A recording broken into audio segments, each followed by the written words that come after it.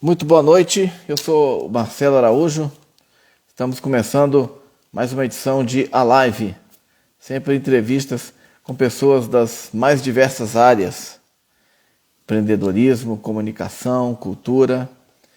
E hoje teremos aqui, nesta live, a presença da escritora, jornalista e empreendedora Clara Arregui, que dentro de alguns instantes estará conosco, né?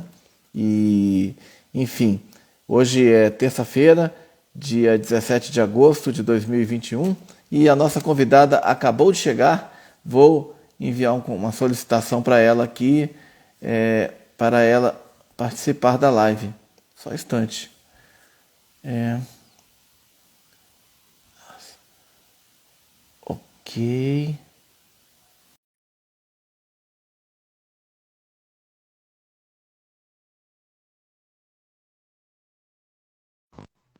Opa, boa noite, Clara. Boa noite, Marcelo. Tudo bem? Bem, você? Tudo Prazer. ótimo. Prazer é meu. Você está me ouvindo? Primeiro, você está me ouvindo bem, vendo bem, tudo certo? Para mim tá ótimo. E você? Está me escutando bem? Está me enxergando bem também? Tudo certo, tudo certo. É que o Instagram de vez em quando tem umas instabilidades, às vezes cai som e tudo, então eu sempre faço um pequeno teste antes, né? Mas assim, em primeiro lugar, queria agradecer a gentileza de você estar aqui hoje, de ter aceito o convite. Muito obrigado por aceitar participar. E eu que agradeço o convite. Então, um prazer estar aqui com você. Muito obrigado. O pessoal está chegando aí, mas a gente já pode começar a nossa conversa. Eu vou fazer só uma breve apresentação sua, Clara, e aí eu passo a palavra para você. Tá, Jé? Bom, a Maria Clara Arregui Maia é de Belo Horizonte, né, mas vive em Brasília desde 2004. É jornalista, atuou no Estado de Minas, Correio Brasiliense, na revista Veja Brasília, em assessorias de imprensa e empresas de comunicação. Criou a Outubro Edições, com 70 livros publicados, né? Livros dela e de outros autores. Ela tem 27 títulos, entre romances, contos, crônicas e livros infantos juvenis, livros físicos e também os e-books. Mantém desde 2006 um blog de resenhas culturais chamado outubroedições.com.br. Integra o Instituto Cultural Casa de Autores de Brasília, a Academia Internacional de Literatura Brasileira, com sede em Nova York, e o movimento, e faz parte também do movimento Mulherio das Letras. Clara também atua com revisão de textos, leitura crítica, consultoria para a produção de textos, palestras e lives. Então, Clara, vamos começar a nossa conversa. Começar pelo jornalismo, daqui a pouco a gente fala de literatura e os dois assuntos, em muitos momentos, acabam que se conectam, né? Eu queria saber, em relação ao jornalismo, né? Como é que surgiu na sua vida, né? Você desde cedo se interessou por essa profissão? Como é que foi? Bom, para começo de conversa, eu sou de uma família de jornalistas, né, Marcelo? Na minha família, sim. Meus tios eram jornalistas, meu pai fazia crônicas no jornal, é, jornal jornal Diário Católico, lá de Belo Horizonte. Meus tios, João Etienne Filho, Milton Amado, trabalhavam lá. Meu tio João Batista de Assis Correia também trabalhava lá, que é o pai do Cláudio Arregui, do Cássio Arregui, da Fabiana Arregui. Então, que são meus primos, meu primo Ney Soares Filho também trabalha no jornal. Então, assim, é uma família que já tem a profissão assim, no café da manhã, né? Mas, na verdade, eu cheguei ao jornalismo porque eu gostava, sempre gostei muito de escrever. E na hora de fazer o vestibular, eu estava na dúvida entre jornalismo e sociologia. Aí eu tenho uma cunhada minha, Ana, que estudava na sociologia na época, e eu falei, e aí, Ana, o que faz o sociólogo quando se forma? Ela falou, a maioria dá aula. E eu, embora seja também de uma família de professores, quem não é jornalista é professor, eu falei, não quero dar aula, não. Então, vou escolher o jornalismo, porque pelo menos vou poder escrever mais. Então, eu escolhi a profissão pela possibilidade de escrever, era o que eu mais queria, né? E acabou que deu certo, eu gostei muito de ter feito essa escolha. Achei que foi uma escolha muito feliz. Eu gostei muito esses 30 anos que eu atuei no jornalismo me realizaram muito. Foi uma grande realização ter trabalhado nisso. Uhum. E você fez faculdade de jornalismo em Belo Horizonte? Na UFMG. Isso. Uhum. Como é que foi o 3 curso? O que que você lembra? Eu não, eu fui para o curso, aí em 78 eu entrei no curso e fui logo fazer política. A coisa que eu menos fiz foi o curso, foi estudar mesmo. Eu comecei a militar no movimento estudantil no dia da estreia lá, primeiro dia de aula, comecei a militar no movimento estudantil. Então, fiquei fazendo política 78, 79, 80. Aí, em 81 é que eu fui dar um tempo na política e pensar em outras coisas.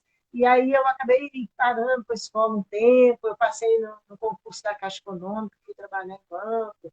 Aí, quando eu estava lá carimbando cheque, assim, muito, eu falei, meu Deus do céu, que destino horrível esse, de ficar carimbando cheque o resto da vida. A única saída que eu tenho é voltar para a faculdade, terminar meu curso de jornalismo, senão eu vou ficar numa profissão muito chata. Aí fiz isso, voltei para a Fafiche, terminei meu curso, e aí começou minha carreira jornalística, propriamente dita, né?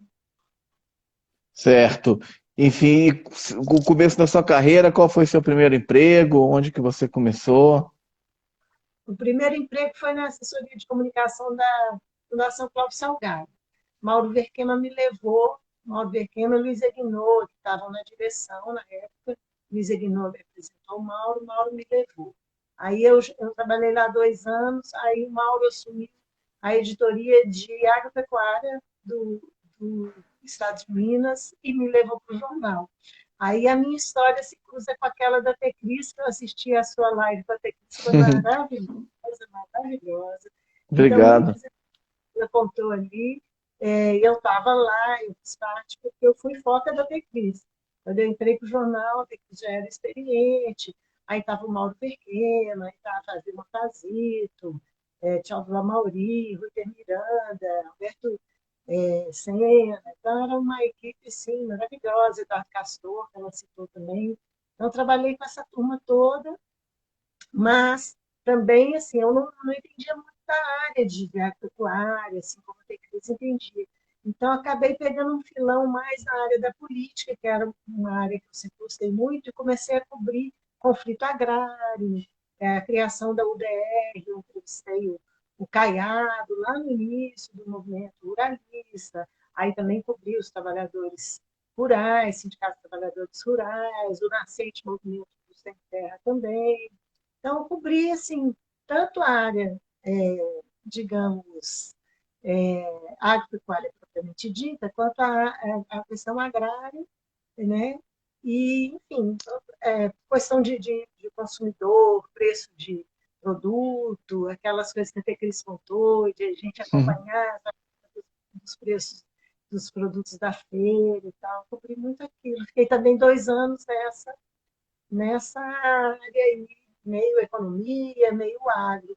Até que o Mauro Verquena tornou-se editor-geral do Estado de Minas e levou o Ângelo Oswaldo para ser editor de cultura e me levou para a editoria de cultura. E o Mauro me conhecia muito, né? Já tinha sido meu chefe na Fundação Cláudio Salgado, Palácio das Artes. E meu chefe no agro, ele falou, Clara, você é uma pessoa da área cultural, então venha para a editoria de cultura. E aí lá eu fiquei durante 16 anos, 15, 16 anos, não sei, na cultura. Aí me tornei, quer dizer, eu já fazia críticas de teatro, então eu tinha feito teatro, aí eu cobria teatro, cinema, resenhas, livros, literatura. Aí mais tarde veio como editor o João Paulo, que foi com quem eu fiquei no final do meu período lá, súbito João, né? João Paulo Cunha, que foi um aprendizado maravilhoso, assim, os anos que eu trabalhei com o João, que é um cara de uma cultura riquíssima, né? Como jornalista, como ser humano, como intelectual, né? O João foi um verdadeiro mestrado, assim, uma pós-graduação, trabalhar ao lado de João Paulo. E de lá, aí eu acabei vindo para Brasília, né? O passo seguinte, né? Uhum. Você ficou de que ano a que ano no estado de Minas? Eu entrei para lá em 87 a 2004, então deu 18 anos, né? Aham. 17, 18 anos. Legal. Mas antes de entrar, eu já colaborava lá como crítica de teatro, levada pelo Marcelo Castilho Avelar, ainda no tempo do Geraldo Magalhães como editor de cultura. Então, Marcelo me chamou para fazer, Marcelo e Geraldo, aí eu comecei a fazer críticas de teatro, aí eu colaborava sempre lá. Então, eu já estava lá desde antes, desde 85, que eu publicava no Estados Unidos. Então, entre Uhum. 85 e 20 anos. Uhum. E como é que você, quase 20 anos, né, no Caderno de Cultura, como é que você vê a importância é, é, desse trabalho na sua trajetória, né? Enfim, como é que lembranças que você guarda dessa época, né, de quase 2 décadas escrevendo sobre tantos assuntos muito legais, muito interessantes, né? Artes e cultura. O que você lembra assim de legal dessa época? Aí tudo era legal, Marcelo. Foi assim uma vida, né? Foi uma vida dentro do jornal. A gente tinha uma relação muito boa entre os colegas, né? A gente era amigo de todo mundo, saía, né? Tinha toda, assim, era assim, sem forçar mesmo, era uma família, né? Muito, as pessoas das várias editorias. Então, foi uma vida e foi muito rico para mim. Isso que eu falei de esse convívio com o João, por exemplo, ter sido uma verdadeira pós-graduação, porque o João me ensinou a ler uma opção de coisa que eu não lia antes. A vida inteira eu li demais, muito, mas sempre literatura. E o João me abriu a cabeça para ler outras coisas, para ler política, economia, geografia, sociologia, história, astronomia, o que pintasse e ler essas coisas e resenhar. Então, assim, aprender a trabalhar com aquelas ideias, né, a fazer essa mediação com o leitor, entre o livro e o leitor. Então, essa questão da resenha se torna uma coisa assim, tão presente para mim que até hoje eu mantenho aquele blog no qual eu resenho praticamente tudo que eu leio. Então, assim, é quase como uma missão de fazer essa reportar essa leitura para o leitor, né? A minha leitura Uhum. ser reportada para o leitor. Então, isso é uma coisa que eu exercitei durante esses 20 anos. Né? Para mim é praticamente impossível ler um livro e depois não fazer um comentário, contar para os outros. Né? E, inclusive, eu li o seu livro, que o Petris me Ah, uma deu, honra. não te Obrigado. conheci, fiz uma resenha na época, já tem uns 5 anos isso, mas Olha, acho que tem uns 10 anos. tudo. Eu acho, assim, não sei de cabeça, mas, bom, aproveitar e te agradecer mais uma vez, assim, honrado de ter tido um dos meus livros comentado aí por você. Muito obrigado, te agradeço aí de coração. Mas fora isso também, Marcelo, tinha a coisa muito legal que é cobrir a área cultural, né? E assistir coisas, né? Entrevistar pessoas, o tanto de pessoas que eu entrevistei, de artistas brasileiros, estrangeiros. Então, de vez em quando eu fico tirando onda, assim. Aí aparece, por exemplo, o Jean-Claude Van Damme, que eu já entrevistei. Aí eu já entrevistei o Ray Charles, eu já entrevistei o Chico Buarque, o Fernando Montenegro, essas coisas de ter entrevistado muitas pessoas, muitos artistas, ter coberto Bolshoi, ter coberto festivais, né, música, cinema. Eu entrevistei, assim, cada artista, Anthony Quinn eu entrevistei, olha que coisa maravilhosa. Então, você tem uma história de ter tido, de ter testemunhado a história cultural, por exemplo, a história do Galpão, do Grupo Galpão, eu testemunhei desde o nascimento, né? De uma certa maneira, eu faço parte dessa história dos grandes artistas mineiros, e muitos brasileiros também, né? O Skank eu vi nascer, né? O Sepultura eu vi nascer, Olha, teatro, grupos de música. a gente lembra, a gente, quando encontra a turma da época, fica lembrando. Ah, lembra quando o Rogério Flauzino vinha aqui com o releasinho, pedindo a gente para divulgar, nós vamos tocar, nós vamos tocar não sei onde. A gente vê os caras começando, assim, muito, muito bom, muito enriquecedor, né? Assim, você não passa por isso 20 anos e sai ileso, não. Você sai marcado por uma experiência assim, muito satisfatória. Eu me sinto muito realizada de ter feito esse trabalho, né? Sempre lembro, assim, eu não quero nunca mais voltar para a redação. Estou aposentada, estou muito feliz nessa minha nova etapa de trabalho. Mas eu sonho muito ainda com fechamento, tem que fechar uma página e tal. Eu falo, pode deixar que eu fecho. De repórter, eu acabei me tornando subeditora, editei muita coisa, editei muito caderno. Então, e quando vim para Brasília para ser editora, então também tenho muita experiência, né, na edição, né? Que Aqui de Minas. maravilha, que maravilha, nossa, muitas. E você lembra, você contou algumas histórias aí, né? Começo do Jota Quest, Skank, Sepultura, é, enfim. Você lembra de algumas, o Grupo Galpão, né? Enfim, você lembra de algumas histórias curiosas, assim, de algumas entrevistas? Você citou Ray Charles, Anthony Quinn. Você lembra de alguns desses momentos, assim, que te marcaram nessas conversas? Alguma entrevista dessas que você destacaria? É tanta coisa que, assim, é muita coisa. Por exemplo, Roberto Carlos. Eu fiz parte de várias coberturas de Roberto Carlos. E a primeira vez que eu fui, eu não estava escalada, era uma outra colega que estava. Mas na semana anterior à entrevista, caiu aquele avião, daqueles aviões da TAM. E a colega ficou com medo, falou: eu não vou, não. Eu que não vou pegar avião para ir para São Paulo Uhum. entrevistar Roberto Carlos. Aí eu quero, se ninguém quiser, eu quero. Aí o editor me mandou e, assim, eu acho que foi uma oportunidade, pô, única, entrevistar o Roberto Carlos, né? E aí, depois dessa, várias outras vezes eu fui cobrir um show do Roberto Carlos em Recife, com entrevista. Então, assim, foram várias. A do Chico Buarque foi 2 vezes também, assim, da primeira vez o Chico sentou do meu lado, e aí cada vez que eu perguntava alguma coisa, ele olhava para mim e ficava com aquele olhão ardósia dele, assim, encarando, e eu, aqui, o que aconteceu? Na segunda vez que eu fui entrevistá-lo, aí já pelo correio, eu tinha acabado de lançar o meu livro, o meu primeiro livro, que era um romance sobre futebol, né? E o Chico adora futebol, então eu levei o livro para dar para ele. E o assessor dele, que era meu amigo, eu falei, dá o meu livro para ele, tá bom? Ele falou, não, pode deixar que eu dou.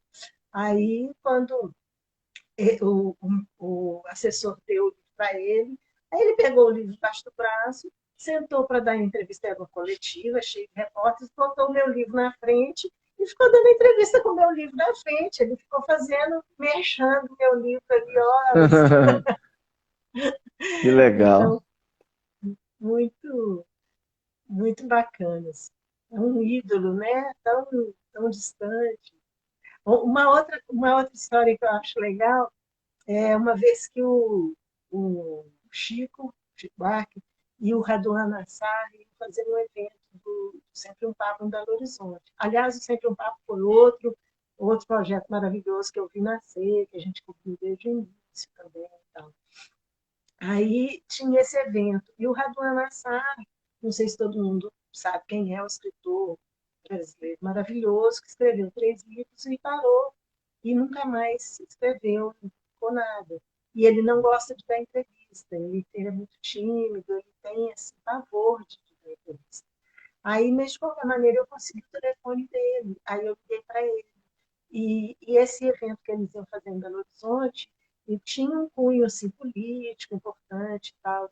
Aí eu liguei e falei, ô, Radu, meu nome é Clara, eu sou jornalista aqui do Estado de Minas, queria saber se você podia conversar comigo. Aí ele, Clara, desculpa, mas eu não dou entrevista, não, eu não gosto. Aí eu fiquei enrolando ele, não, mas você não precisa dar entrevista, não, a gente vai. papo aqui e tal. Ele, não, sabe o quê? Eu sou muito tímido, não sei o quê. Aí eu falava, mas você sempre foi tímido assim, ou você agora está assim? Você já está me entrevistando. Aí eu dele, e ele, pô, mas você já está me entrevistando. Eu falava, não, é porque o editor mandou, eu não posso ir de mão vazia para o editor, tal. Pô, põe esse no meu lugar também. Aí, assim, nessa enrolação, eu acabei conseguindo assim, tirar umas 30, 40 linhas para entregar para o editor, desse papo surreal da pessoa querendo não ser entrevistada e eu tentando. Aliás, tem outro do Jô Soares. O Jô Soares também foi bom, essa história. O Jô Soares não queria dar entrevista também, falou, não dou entrevista não, porque os repórteres ficam perguntando as coisas muito sem nada a ver. Aí a gente insistindo, insistindo. Aí ele falou com a assessoria, fala com ela para mandar por escrito. Se eu gostar das perguntas, eu ligo para ela. Aí eu mandei umas perguntas e fiquei o dia inteiro ali esperando. E aí toca o telefone. Aí eu atendo, ele fala, Clara, Jô Soares. Aí eu achei que era trote dos colegas, né? Augusto Pio, meus colegas, assim, faziam muita trote, né? Aí eu, gente, para, que eu estou esperando o telefonema do Jô Soares mesmo. Ele falou, mas é o Jô Soares. Eu falei, ô, gente, não brinca, não, eu estou esperando. Aí ele falou, Clara, você não me ligou, não me pediu uma entrevista, você não me mandou umas perguntas? Eu, então, eu gostei de suas perguntas e estou te respondendo. Ai, Jô, desculpa que o pessoal aqui da redação é muito gozador e tal, e gosta de fazer trote. Ele, não, então vamos conversar. Aí fomos conversando. Aí lá pelas tantas ele falou negócio de peso, eu falei, quanto que você pesa, Jô? Aí ele falou, sei lá, digamos, 125 quilos. Aí virou para mim e falou, e você, Clara, quanto você pesa? Aí, na época, eu era bem magrinha, né? Eu falei, 45. Ele, nossa, você deve ser mó gatinha e tal. Sabia que eu já tinha com o seu peso? Ai. Poxa, com o seu peso, pareceu massa. Foi ótimo essa história também do jogo. Muitas histórias. Entrevistei o Saramago Imagino. Olha, que legal. por telefone, né? Ray Charles por telefone, Jô Soares, Saramago, Zé Maia, tem uns que foi só por telefone. Mas tá valendo também, porque fiz a matéria, né? Entreguei, Uhum. o, entreguei para o editor a minha tarefa. Não, claro, com certeza. É, legal. O Saramago foi que quando que você entrevistou ele? Que ano? Você lembra mais ou menos que época foi? Já estava aqui em Brasília. Eu já estava aqui em Brasília. Então, pode ter sido 2005, Aham, 2006, ele morreu. Ele morreu em aham, 2000, se não me engano, né? aham. Agora não vou falar com certeza, mas É, eu já estava. E foi por telefone também. Estava em São Paulo e tinha lançado o livro e a gente conversou e foi massa. que Eu sou legal, muito. que legal. Lu Abreu, Lu Abreu P. pergunta, eu ia até fazer essa pergunta, ele perguntou aqui, Sério, quando e por que Clara foi para Brasília? Queria saber se costuma costuma a vir a BH com frequência e se faz alguma atividade profissional aqui também. Violão com Roberto Farias, diz, Chico é um patrimônio histórico, cultural, também mandou um abraço para Clara. Ele quis saber, eu ia te perguntar isso, a mudança para Brasília, né? Porque você saiu da sua cidade depois de tanto tempo, né? Quase 2 décadas no estado de Minas e resolveu vir para a capital. O que que te trouxe a Brasília? eu fui convidada na época, o editor, o diretor de redação dos dois jornais, do Estado de Minas e do Correio Brasiliense, era o José Martins Mendes. E ele me convidou para vir, porque o editor de cultura aqui do Correio estava saindo, tinha passado o concurso. E aí ele me convidou para vir e eu fiquei muito na dúvida, porque eu sou muito Belo Horizontina e sou muito família, e aí, assim, sou muito ligada à minha família, pais, irmãos, sobrinhos, primos, amigos. E eu ficava pensando, o que eu vou fazer em Brasília? família, será que eu vou, será que eu não vou? Mas, ao mesmo tempo, eu não tinha nenhuma justificativa para não vir. Eu falava, não ir por quê? Porque eu quero ficar perto de papai e mamãe com 42 anos de idade. Chega uma hora que a gente tem que crescer, bater asas e voar, né? Então, eu acho que, assim, meio premida por essa necessidade de crescer, virar adulto, bater asas, voar, eu aceitei vir. Mas, no princípio, eu confesso que eu sofri muito, senti muita saudade, senti muita solidão, e até que eu me entrosasse, que eu fizesse relações mais profundas, eu passei uns meses assim, bem sofridos, com muita dificuldade, muita tristeza, pensando, meu Deus do céu, o que eu estou fazendo aqui? Vou embora. Eu ia muito a Belo Horizonte, eu ia lá, matava saudade, voltava. Sofri um pouco, mas depois a vida tem uma condição, assim, uma qualidade de vida muito boa. E aí eu fui fazendo relações, e aí acaba que hoje eu gosto demais de morar aqui. Eu vou muito a Belo Horizonte.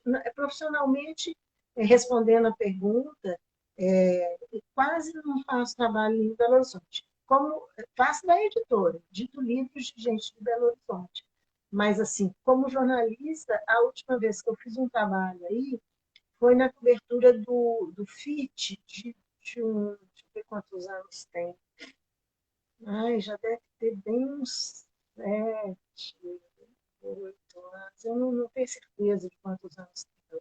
Eu fui a Belo Horizonte a convite do FIT para fazer a cobertura das peças do Festival Internacional de Teatro, que eu tinha coberto desde a primeira edição e tal, mas aí eu fui trabalhando para o FIT, para publicar no site do FIT. Então, eu assisti as peças e publicava. Mas foi o último trabalho como jornalista em BH. Eu acho interessante contar o meu último trabalho como jornalista aqui em Brasília. Porque em Brasília eu fiquei 5 anos no Correio Brasiliense. Aí, como editora de cultura e nos últimos meses no esporte também. Aqui eu sempre fiz esporte. Aqui, como eu dava plantão no esporte, eu chegava as grandes coberturas, a Copa do Mundo, Olimpíadas, eu ia para o esporte, ficava o mês todo lá fazendo. Então, eu era meio já parte assim, da editoria de esporte. Então, acabei indo para lá nos últimos meses antes de sair do jornal. E aí, depois que eu saí do jornal, eu fui para o Ministério do Desenvolvimento Social e Combate à Fome, fiquei lá 3 anos. E depois eu fui trabalhar numa empresa de comunicação que chama Informe, e que atende a várias assessorias, a várias empresas e tal. E trabalhei mais 3 anos na Informe também, prestando serviço. Fiz vários serviços ali, como editora, como redatora, como uma opção de coisas. E aí, depois, em 2015, e nesse período também eu fiz crônicas para a Veja Brasília, como você já falou aí. Então, nesse período entre o jornal e as assessorias, é, foi até 2009, não, 2009 foi no jornal. Depois de 2009 até 2015, fazendo essas coisas.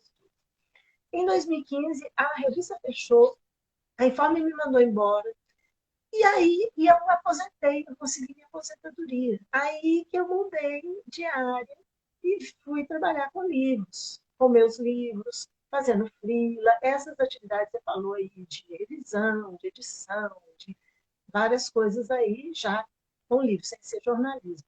Mas há 2 anos atrás, logo antes da pandemia, eu fui convidada pelo jornal Metrópolis, aqui de Brasília, para fazer uma matéria numa série que elas estavam fazendo sobre as mulheres vítimas de feminicídio. E cada mulher, jornalista, fotógrafa, escritora, várias profissões, era convidada a fazer uma matéria sobre uma das vítimas de feminicídio. E eu fiz um desses perfis. E essa matéria, essa série de matérias, editada pela Érica Montenegro, ganhou prêmios, vários prêmios. E como eu fiz parte da equipe, a gente ganhou esse prêmio. E aí eu fiquei feliz, né? Eu falei, meu último trabalho como jornalista foi premiado nacionalmente, um trabalho importantíssimo de chamar a atenção para esses casos de feminicídio e dar visibilidade a essas mulheres vítimas de violência. Então, Eu saí do jornalismo, mas o jornalismo não sai de mim. Uhum. Inclusive por causa desse, desse blog que eu mantenho desde 2006. Quer dizer, já são 15 anos de blog. É uma herança dessa minha necessidade de reportar, de seguir fazendo essa intermediação entre o livro e o possível leitor, né? Uhum. Que bacana, parabéns aí por esse prêmio aí que você conquistou, né, com essa equipe do Metrópolis, né? Um tema muito importante, né? Foi. Infelizmente, ainda muito recorrente, né? Ainda mais nesses tempos de pandemia, parece que aumentou, né? Aumentou. Enfim, infelizmente, né? É, e eu queria até perguntar para você um pouco sua relação com o esporte, né? Você escreveu sobre futebol, né? E, enfim, cobriu esportes no Correio, né? Como é que é seu time? Qual é? Você torce para o Cruzeiro, para o Atlético? Como é que é a sua relação com o mundo dos esportes? Eu torço para o melhor time do Brasil. Galo. É qual? Galo. Ah, sim, claro. Atlético Mineiro. É a minha família, a gente gosta muito de futebol. Eu sou de uma família americana. A minha mãe e 6 dos meus irmãos torcem para o América. E o meu pai e eu e mais 2 irmãos para o Atlético. Então, numa família de 9 filhos, minha mãe ficou com 6, meu pai ficou com 3. O Atlético lá é franca minoria. E, e aí meu pai morreu e meu irmão, um dos meus irmãos atleticanos, morreu. Sobrando só 2 atleticanos agora, o resto tudo americano. E fora primos, sobrinhos, né? Assim, é uma família de. Quando você olha para o Sul da América, assim, a gente abate o olho e vai identificando. Olha o Ney, olha fulano, olha esse cano, a minha família está toda lá na torcida do América. Mas a gente gosta muito de futebol e sempre assisti muito. E meu pai, minha mãe, eu ia ao Mineirão com meu pai desde criança. O papai me levava. Então, assim, eu sempre fui muito ao Mineirão. Eu fui atleticana desde o primeiro título lá em 71.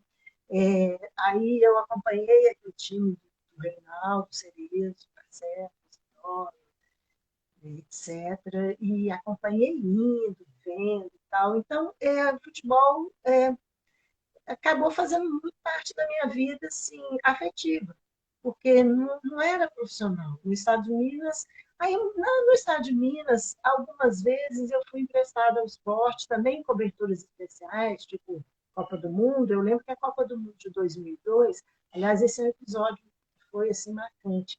A Copa do Mundo de 2002, eu estava cedido ao esporte para cobrir, né, cobrir da redação. E era de madrugada, porque foi Japão e Coreia, né? E aí eu ia para o jornal tipo meia-noite, por aí, meia-noite e meia, para o jornal para trabalhar a madrugada inteira. Aí uma noite eu cheguei lá, estava só o Ivan Drummond, e eu cheguei enrolada na bandeira do Brasil, cantando. Aí ele falou: para, Roberto Drummond morreu. Aí eu, o quê? Nossa, e só tinha nós dois, eu e Ivan na redação. Aí eu falei: você sabe se já fechou? Ele falou: já fechou, já está rodando. Eu falei: vamos mandar para as máquinas. Aí era o sonho, né? Mandar para as máquinas. Aí nós pegamos o telefone, ligamos. Ó, Roberto Drummond morreu, nós precisamos parar as máquinas. Aí os caras lá da gráfica falaram: mas você é o quê aí? Eu falei: eu sou subeditora de cultura. Não, você não pode mandar parar as máquinas, não. Tem que ser alguém.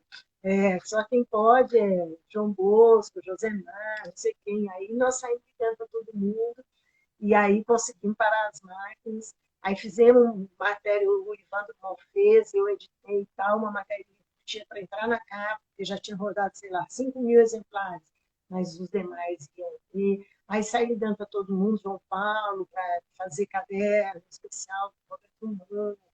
Aí no caderno de esporte que eu estava editando, ia entrar uma página sobre o Roberto Mano e tal. Então, assim, foi uma noite louca, porque além de tudo, o Roberto era muito nosso amigo, era muito meu amigo.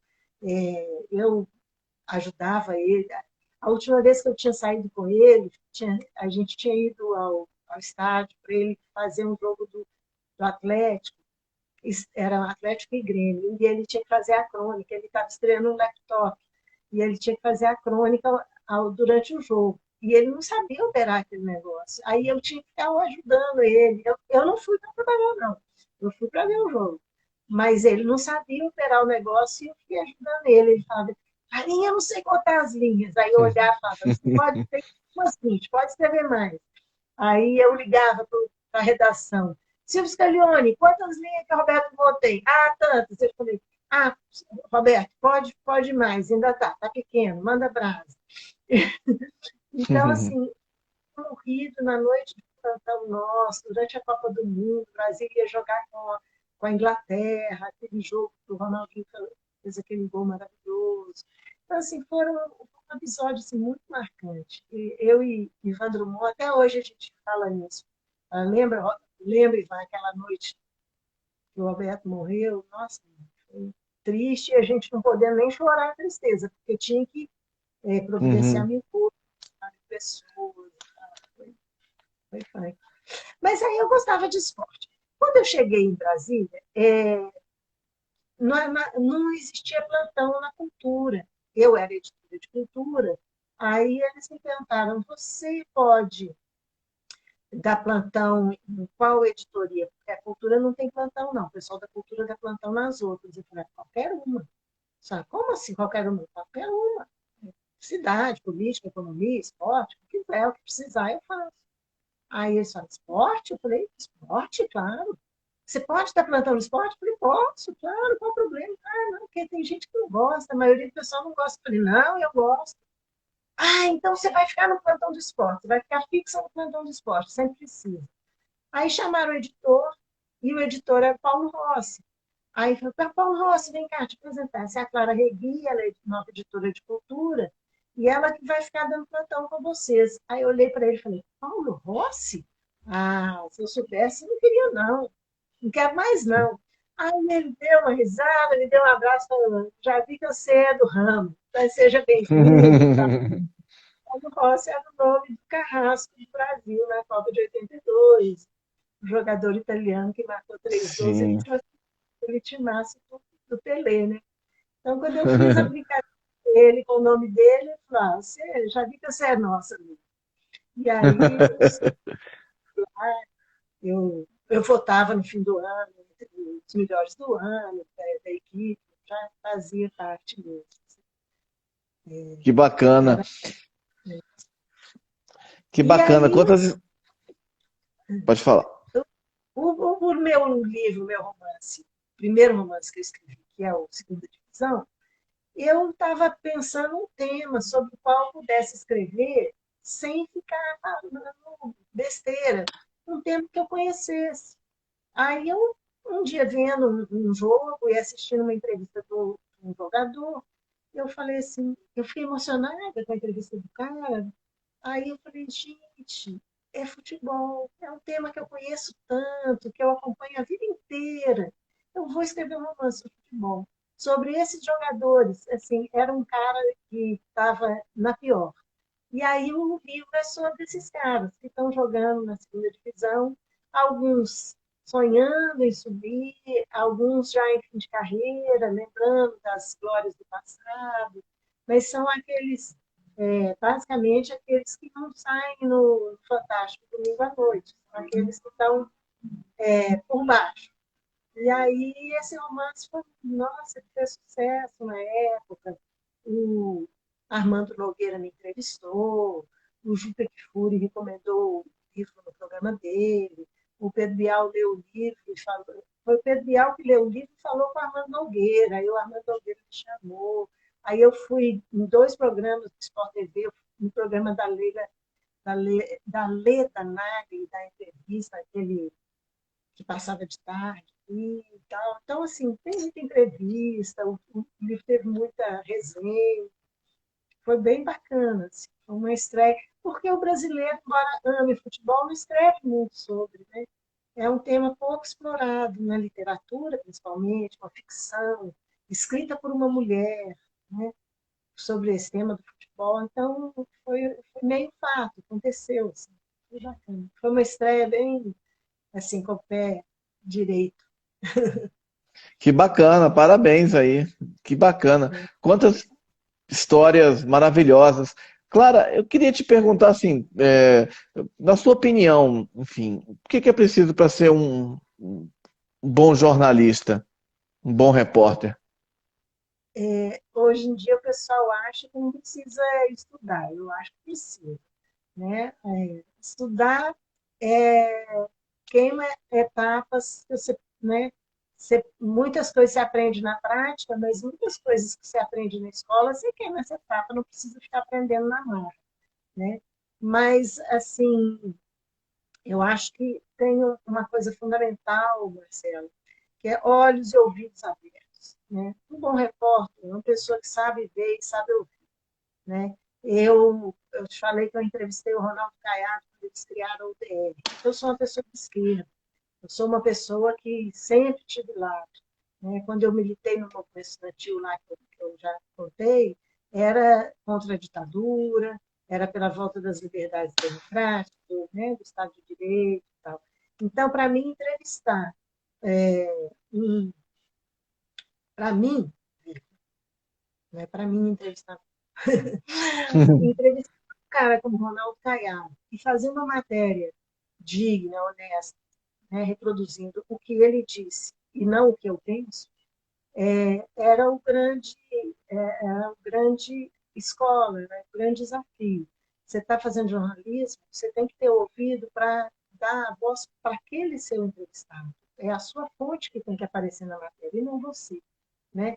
Eu era capaz disso. Eu recebia telefonemas desse pessoal, desses ruralistas, agradecendo que eu tinha sido muito correta na matéria, tinha dado a matéria dizendo o que eles tinham dito, e não tentando denunciá-los ou deturpar o que eles tinham dito. Não, a opinião deles é essa que eu tenho que dizer como repórter, né? E 20 anos fazendo isso, dando a voz ao meu entrevistado, sendo fiel ao meu entrevistado. Né? Assim como a cobertura, assim como você vê o teatro, fazer a crítica do teatro, ver o filme, fazer a crítica do filme. Você tem que ser fiel ao que você está vendo, porque o leitor, não adianta você ficar puxando o saco de alguém falando que um trabalho é bom, aí o leitor do jornal vai lá ver e fala, isso é uma porcaria, por que a Clara está elogiando? Né? A minha credibilidade é ser, né, fiel ao que eu vi e ao que eu ouvi. E agora, eu nunca fui de uma área mais investigativa.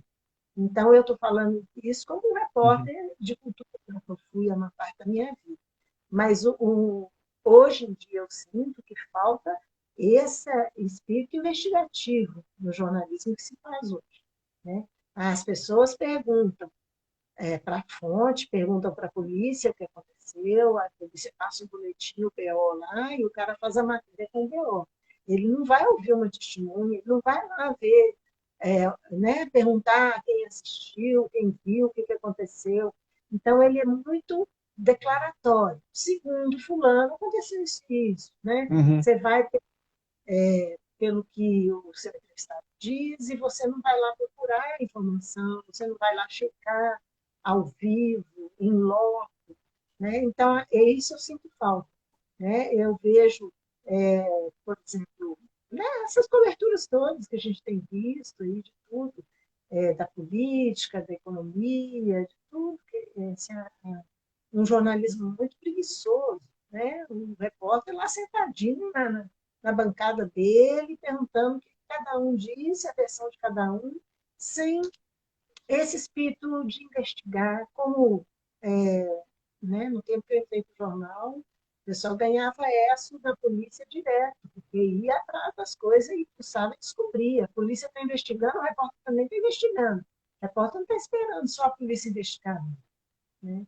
Então, eu acho que é isso. Olha o vídeo, galera. Agora, como temos também muito problema de texto, não é que falta, não, as pessoas precisam ler também, né? Precisam ser bem informadas, precisam ter texto, ter vocabulário. Eu mando todo mundo ler, não é só jornalista, não. Acho que a leitura alimenta todo mundo. Mas o jornalista, ele precisa ter conhecimento geral, ele precisa, né, entender o mundo que se passa em volta dele, não tem nenhum assunto descolado do outro. Né? Eu, quando cheguei em Brasília, eu, às vezes, tinha repórter que só queria cobrir a música, o estilo de música que ele gostava. Aí eu falava, não, aí você tem que cobrir qualquer coisa. Eu cobria show do Julio Iglesias, eu não sou fã do Julio Iglesias, eu ia, né? Festival de música eletrônica, eu não gosto de música eletrônica, mas eu ia, porque eu tenho que estar a par das coisas, eu tenho que ser capaz né, da notícia, Uhum. e aí eu encontrava essas. Uma vez uma repórter não queria cobrir um show daquela banda Calypso, porque era uma pessoa que gostava de rock and roll. Eu falei, o que eu vou fazer no show da banda Calypso? Eu falei, você vai me mostrar quem você é. E eu quero uma puta matéria. E traga-me uma puta Uhum. matéria. E eu tenho certeza que você vai fazer. Porque você é muito inteligente, você é muito sensível, você vai ver o que, que rola no show dessa banda Calypso. E ela foi desafiada por mim e trouxe mesmo uma bela uma matéria, bacana, bem-humorada, divertida, claro, né? Uma pauta maravilhosa. Não sei Uhum. se gostar da música paraense. Basta Uhum. você ir desprendido dos seus preconceitos e com seus olhos e seus ouvidos bem abertos e trazer uma matéria, né? Que traga aquele espírito todo daquele público, né, daquela banda, daquela energia que rolou ali. Então, acho isso. Bacana.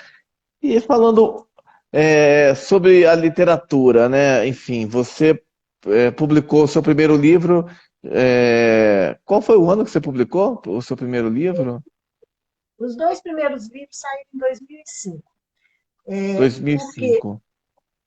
o primeiro que eu escrevi, o primeiro que saiu publicado foi esse, Segunda Divisão, que é o romance sobre futebol. Mas o primeiro que eu escrevi, saiu no mesmo ano, uns meses depois, foi o Fafiche, que é uma memória desse movimento estudantil que eu participei. Então, é um livro, não é ficcional, é uma memóriazinha, um livro curto. E esse livro, o Fafiche, agora eu estou com novos exemplares dele, já faço mexer de uma vez, que foi o primeiro livro que eu escrevi. E os dois saíram no mesmo ano, por uma coincidência. Né? E isso, o Fafiche e o Segunda Divisão. O Fafiche pela Conceito, que é a editora de Belo Horizonte, e o Segunda Divisão pela Lamparina, que é uma editora do Rio. Isso. Adorei ler Fafiche, diz Lu Abreu. Lu Abreu. Mas o Abreu não é, então, a Lúcia que eu achei, não. Eu não enxergo, viu, gente? Falar nisso, se alguém reparar que eu não estou comentando nada que está escrito aqui, Galô, quem está falando Galô? Lu Abreu. É porque eu não enxergo nada para poder comentar, desculpem-me. Te conheci É, pelo Fafiche, diz Lu Abreu. tá. Ai, que Bacana. massa. E você contava, né, que sempre gostou muito de ler, enfim, uma família de jornalistas.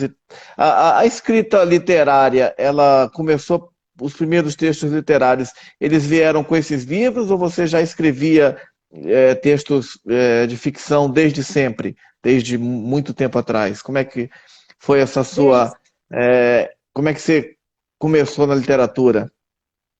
desde sempre, Marcelo, eu sempre gostei demais de escrever, a redação era o meu forte, e eu já viajava nas redações.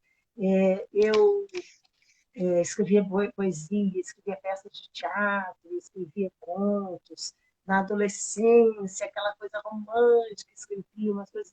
Eu tenho tudo isso guardado até hoje, mas nada publicável, porque eram as coisas da menina, né? Assim, era aquela expressão muito ingênua, muito romântica. Até depois de adulta, tem coisas que hoje eu vejo que eram assim, meio imaturas, coisas que eu já até publiquei que eu penso assim, fosse hoje, já reveria. Mas, para chegar no livro, o que aconteceu? Isso que eu estou falando, de você ter que ser fiel à voz do seu entrevistado, o jornalismo requer a voz do outro. E eu sentia aquele desejo de dar voz à minha voz, de contar as minhas histórias. Eu estava contando as histórias dos outros e uma hora eu queria contar as minhas também. Né? Mas eu tinha essa insegurança de não ficar me expondo com histórias que fossem forçadas, coisas que eu não soubesse, que fosse falar bobagem. Então, quando eu escrevi o Fafiche, eu estava falando de uma experiência que eu vivi. Então, mesmo que tenha alguma coisa ali que alguém não concorda ou gosta e tal, é a minha verdade. Ele não tem nenhuma necessidade assim, de dominar o assunto. Eu domino, né, a minha experiência. E no segunda divisão, a mesma coisa. O futebol é um assunto que eu domino. O livro teve muito boas resenhas. Teve uma resenha ruim, uma vez, de um cara no Jornal do Rio. E o cara falou que eu não entendi nada de futebol, que eu falei que tinha cinco reservas no banco e que há muitos anos que não era mais cinco só. E o cara não entendeu que isso era uma ficção. Eu posso pôr no banco de reserva quantos jogadores eu quiser. Isso Sim, não é um erro. Teve claro. também um editor, eu mandei esse livro para várias editoras, e que disseram não. Até a Lamparina dizer sim. Um editor de São Paulo também me mandou falando que tinha gostado do livro, mas que o livro tinha várias coisas que precisavam ser alteradas. E fez uma lista desse tamanho de coisas que eu precisava mudar no livro. Por exemplo, tem um dos personagens principais, é um jogador, enfim, de carreira, está jogando naquele time ficcional que eu criei, fictício. São dois times, um do interior de São Paulo e um de Belo Horizonte. É uma final entre esses dois times. E esse jogador que eu inventei tinha jogado na Copa de 94, tinha sido tetracampeão em 94 pela seleção. E agora ele estava em fim de carreira, jogando no time de segunda divisão. Aí o editor, queria que eu tirasse esse personagem. Ele não pode.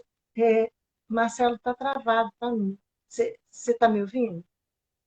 Opa, ouvi. Deu uma congelada muito rápida, mas normalizou já.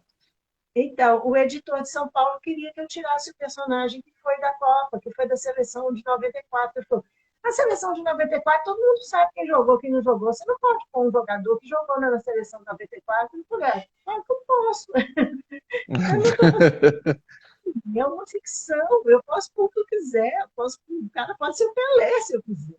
Né? E aí o cara queria que eu mudasse tanta coisa no livro que eu falei, muito obrigada, se ele quiser, escreve o dele, o meu é assim. Seu livro teve, como eu ia dizendo, só uma crítica negativa do cara que falou que eu não entendia nada de futebol e tal, mas a orelha do livro é escrita pelo Tostão, que foi o craque do Cruzeiro, e o Tostão fala que eu entendo muito de futebol, que eu tenho uma sensibilidade, e muitos jogadores. Teve um episódio bacana também, que esse livro, como eu disse, ele teve muita repercussão, e por causa dele eu participei de um debate lá no Rio, promovido pelo jornal o Globo, e que reuniu várias. Reuniu Rui Castro, João Máximo, aquele cara do Cacete Planeta, que chama, esqueci o nome dele. Bom, enfim, para falar sobre futebol e literatura. E né, na plateia desse debate tinha um jogador, um zagueiro do Botafogo, um zagueiro reserva do Botafogo, que adorava ler. E ele ficou meu amigo, ele me procurou depois do debate, comprou o livro, pegou autógrafos, trocamos e-mails. E ele, depois que ele leu o livro, ele me mandou um e-mail comentando e falou, Clara, parece que você fez uma vivência dentro dos nossos vestiários. Você reproduz os nossos diálogos como se você tivesse. Você não ficou uns meses convivendo nos treinos? Não, isso é uma ficção. Eu inventei tudo. Não, mas você pegou, você captou a nossa alma. Você captou a alma do jogador de futebol. Então, assim, eu não ligo para quem falou que eu não entendi de futebol. Não. Eu sei, que eu sei, que eu entendo. Mas foi esse desejo de dar essa voz. Aí essas histórias foram vindo assim, por exemplo, Rádio Beatles, que é um livro que eu escrevi sobre um bitomania, né? Assim, eu pesquisei muito sobre a história dos Beatles, eu li biografias deles, eu ouvi muito, vi os filmes, eu revi, né, que eu tinha visto, mas eu não sou bitomania. Eu adoro os Beatles, mas eu não sei, assim, em que solo o Paul fez não sei o quê. E o personagem do livro era bitomania. Então, eu tinha que ter algumas informações que só um aficionado teria. Então, por isso eu li tantas biografias, eu assisti tantos documentários, os filmes deles, os filmes sobre eles, e ouvia Beatles, ouvia aqui, enquanto escrevia o livro, ouvia sem parar, Beatles em música clássica, Beatles em choro, Beatles em jazz, Beatles em chorinho de Uhum. família. Então, assim, eu ainda aproveito essa questão da pesquisa, né, da jornalista, para alimentar, para ajudar a alimentar a minha ficção também, né? E acho que ajuda, né? Acho que Que ajuda. bacana! E são 27 livros que você escreveu, né? E pelo visto, assim, cada um tem um universo próprio, né? Futebol, né? Beatles, enfim, como é que é passear assim por tantos assuntos? Você escreve crônica, conto, tem romance, literatura infanto-juvenil, né? Como é que é experimentar por tantos territórios literários? O número grande talvez deva ao fato de ter muitos infantis, porque o livro infantil ele não requer tanto tempo de escrita, porque são livros menores, né? Às vezes você fica Uhum, burilando o texto, trabalhando nele, mas são textos bem menores, não é igual um romance que você leva meses escrevendo, tem gente que leva anos escrevendo um romance. Eu não levo anos, não. Eu talvez pela experiência de redação de jornal, eu escrevo depressa. Né? Então, os meus romances, em geral, eu levo 6 meses escrevendo. Então, não é tanto tempo assim. E não fico também reescrevendo 20, 30 vezes, não. Eu releio, altero coisas, corrijo e tal, mas não reescrevo. Não sou assim. Mas os infantis, não, eles são mais, são menores e exigem menos tempo de produção. Então, quando eu comecei, você falou aí que eu faço parte de um instituto aqui no Brasil, chama Casa de Autores. Quando eu comecei a participar da uhum, Casa de Autores, a gente ia muito à escola, e eu comecei a ir à escola sem ter livro infantil. Aí as crianças queriam muito. Aí eu falei, gente, tem que escrever livro para criança também. Aí eu comecei a escrever, aí escrevi um, outro. Hoje eu tenho, não sei se é 8, 9, 10 infantis. Então, desses, então vai tirando, digamos, de 27 você tira 10 infantis, então fica 17. Desses uhum. 17, são coletâneas de crônicas que eu publiquei ou na Veja ou nos dois jornais.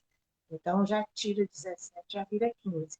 Desses 15, um é uma biografia, dois são biografias que eu escrevi, já vira 13. Aí tem um que é de contos que eu escrevi sobre os Jogos Olímpicos, os Sonhos Olímpicos, eu fiz sobre comenda na época das Olimpíadas no Brasil.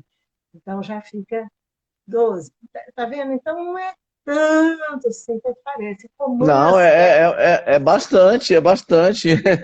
Sim, é muita coisa, muita coisa. Parabéns aí. E muita versatilidade, né, no seu trabalho de biografias e livros infantis, e romance, crônica, contos. Fantástico. Show, diz o Luizinho. Acho que o Luizinho foi nosso colega lá na Informe. Luizinho trabalhava Luizinho, na Caixa. sim, do rádio. Sim, Eu adoro ele, é um amigo muito querido. Estou com muita saudade, viu, Luizinho? Vai casar, né? Tô sabendo. parabéns. Clara, que bacana. É, a Clarinha é brilhante, diz o Luizinho. Concordo. Obrigada. Clara, muito legal. E os livros infantis, são 10, né? Enfim, tem algum tema específico nesses livros infantis, essas histórias, que universo que elas abordam? Ô Marcelo, a maior parte dos livros que eu escrevo bebe da fonte da minha vivência familiar, pessoal, né? Mesmo quando o tema não é esse, ele bebe muito nessa fonte. Então, os livros infantis também bebem dessa fonte. Por exemplo, o primeiro livro infantil que eu escrevi foi Oitilabina. Oitilabina é de trás para frente, tio Aníbal. É a história de um tio meu que ensinava a gente a falar de trás para frente. Por isso é o Oitilabina. O segundo livro infantil que eu escrevi, A Vovó Fala Tudo Errado, é sobre Alzheimer. É sobre a situação da minha mãe, que tem uma demência senil, e eu quis escrever um livro sobre isso.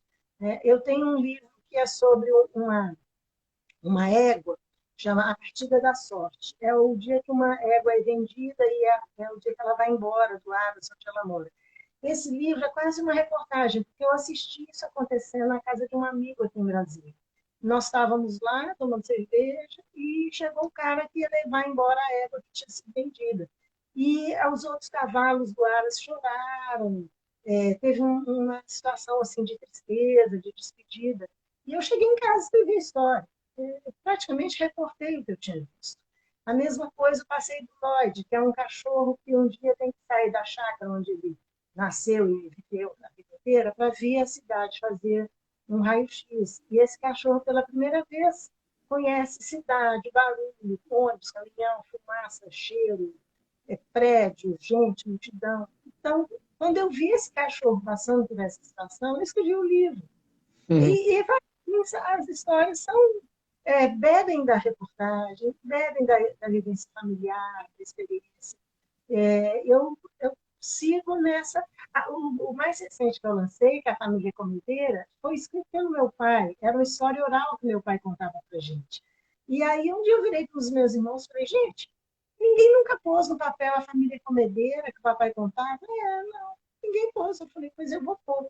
Vamos ver se todo mundo lembra. E ninguém lembrava inteiro. Aí eu completei, eu inventei as partes que a gente não lembrava e completei é, os buracos da história. Então, mas é um livro que ele escreveu e é o meu livro mais recente, é esse, A Família Comedeira. Uma história super engraçada, papai contava pra gente. Então, assim, por isso que eu acho que não é muito, porque são coisas que eu Uhum. vou bebendo de fontes assim, muito próximas, né? Da vivência, da experiência, da observação, né? Isso que eu estou falando. E agora, olha que bacana o projeto novo que eu estou fazendo. Eu editei para a minha editora um livro de uma amiga minha sobre as viagens dela, chama Meus Pés por Aí. São crônicas dela contando 9 viagens super bacanas que ela fez. Enquanto eu editava o livro dela, eu falei, gente, eu já viajei tanto, eu podia também contar minhas histórias de viagem. Aí um dia eu sentei, escrevi uma e pus no Facebook, contando uma viagem.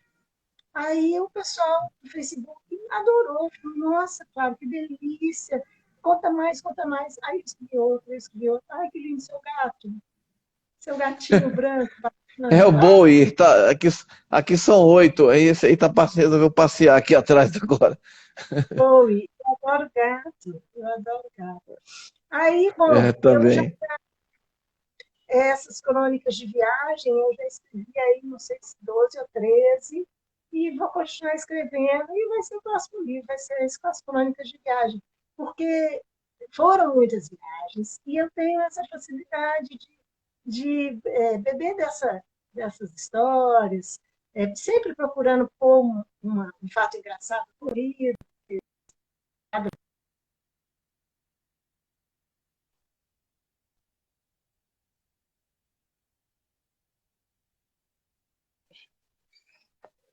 Para mim, caiu, Marcelo, voltou, voltou. Voltou, deu uma congeladinha, mas foi poucos segundos. É. Então, é isso, assim. Olha lá o Bowie, gente. O Bowie, ele quer vir passear comigo. Porque gato, eu gosto de gato e eles gostam de mim também. Que legal, que legal. Quantos relatos fantásticos. A Fátima Chueco, né, que é também nossa colega, jornalista, e já esteve aqui nessa live também. Ela escreveu o seguinte: os temas dos seus livros são muito interessantes, amei, mas como é a sua estratégia de venda? A Fátima, ela tem uma editora também que chama Miau Bookcia, né? Que ela fala, ela trabalha com livros infantis, né? Com animais, né? Muito interessante o trabalho dela. Inclusive, ela teve aqui, ela é jornalista e ela faz uma consultoria para pessoas que perdem gatos para ajudar a encontrá-los. Inclusive, um gato nosso sumiu uma semana, ela ajudou e ela te perguntou sobre isso. Amei seus livros infantis. Vende em livraria? Pergunta a Fátima Chueco, da Miau Book e Companhia. Miau Bookcia. Oh, primeiro que tudo, prazer te conhecer, parabéns pelo seu trabalho, tanto com os livros quanto com os gatos. Duas paixões que temos em comum. Adorei o nome do Bial. Olha, alguns livros eu até tenho em livrarias. Em Belo Horizonte tem livro meu na Ouvidor. E talvez tenha ainda na.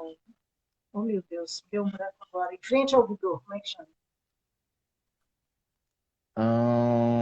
Aqui em Brasília? Em Brasília? Em Belo Horizonte. Você não tem Ah, em Belo Belo Horizonte, não? Horizonte. Não, eu moro em Brasília.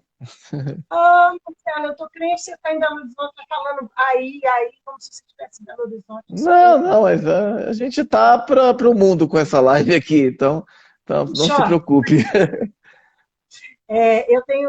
Eu tinha livro na Quixote, talvez ainda tenha, e na Ouvidor tem também, mas a Fátima deve saber melhor do que eu A até, Fátima que mora em São Paulo.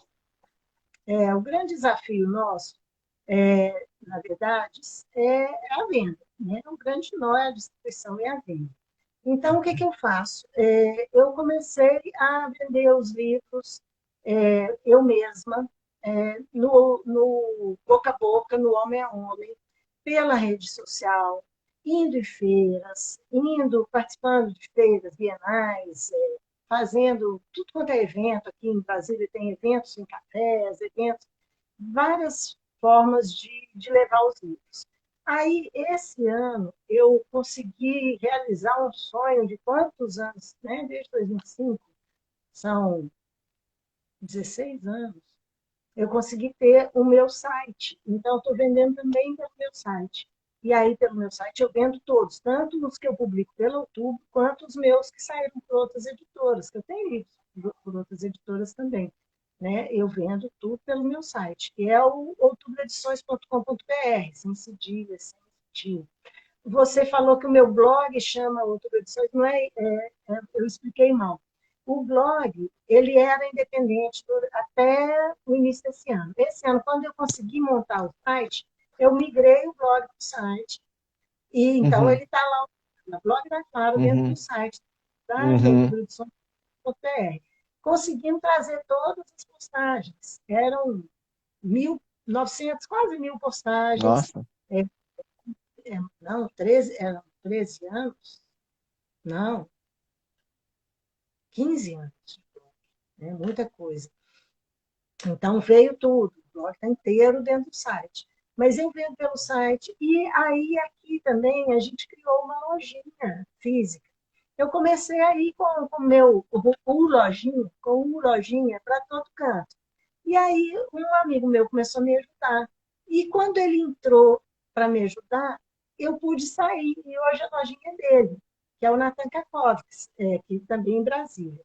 Então, o Natan criou a lojinha que chama Salada de Letras e Histórias Orgânicas, porque funciona numa feira, ali na 110 Norte. Já que você está em Brasília, então vou marcar um encontro com você na feirinha da onde você mora, Marcelo? Qual região? Eu moro no Jardim Botânico, um Você mora, condomínio no Jardim Botânico. mas um dia que você vier ao plano, Não, se, claro, vamos. se for feira, toda terça de manhã tem essa feirinha, feira de legumes e verduras. E ali tem a banca do Natan, que é a salada de letras e histórias orgânicas. Então, tem os Ah, que meus livros, legal. tudo, mas ele também ampliou outros, os independentes todos. Então, ele vende a editora Vaca, independente, ele vende a Cobogó, Maria Cobogó, independente, e ele vende vários autores independentes que vão lá e entregam para ele. poucos exemplares, porque ele não tem onde estocar tudo Uhum. isso. Mas ele saiu uma matéria sobre ele no Correio esse fim de semana, sobre esse empreendimento que virou a salada de letras, Uhum. porque ele vai nessa feirinha, mas vai também num evento que acontece na 506 Sul, aí vai em outras feiras, em outras praças. A gente já foi, por exemplo, no parque da cidade, num domingo, junto ao pedalinho do André Correia, que é um amigo meu, fotógrafo, que trabalha no Correio. O André Correia tem um pedalinho lá no lago do parque da cidade. A gente já foi lá e ficou vendendo livro domingo lá. Então, Uhum. com essas feiras ambulantes, circulantes, e com o online aqui, que eu também fico oferecendo e tal, divulgando nas redes, a gente vem conseguindo fazer os livros circularem. Então, assim, não é um esquema grande, mas, por exemplo, a loja, a banquinha do Natan vendeu 1.000 livros entre janeiro e julho. Olha, bacana. Não tem ninguém vendendo 1.000 livros. Agora ele já deve estar com uns 1.100, sei lá, porque foi julho, já tem um mês quase que ele fez essa conta. E hoje, por exemplo, ele está fazendo um evento com 2 lançamentos, lá nesse fino da 506 Sul. Então, assim, a gente está inventando maneiras criativas de vender livro. Não é fácil, dá trabalho pra caramba. Mas aqui, ó, essa estante que você está vendo é a estante da Outubro. Todos os que estão ali são produção da Outubro, que é o que a gente vende. Agora, o resto aqui da minha casa é tudo estoque, tem livro subindo pelas paredes. Fora os meus livros que estão na estante da sala, numa outra estante que não dá para você ver aqui, que são os meus livros de ler, não são os livros de Aham. comprar. É muita coisa, muito livro. Mas eu nunca pensei que, saindo de uma profissão que me realizou tanto, o jornalismo, eu fosse me realizar ainda mais como eu estou nessa profissão de editora e de escritora, porque com a editora eu consigo bancar a escritora, entendeu? Com o que eu Uhum. ganho editando o livro das pessoas, porque a minha editora edita livro custeado pelo autor. Claro, eu não sou.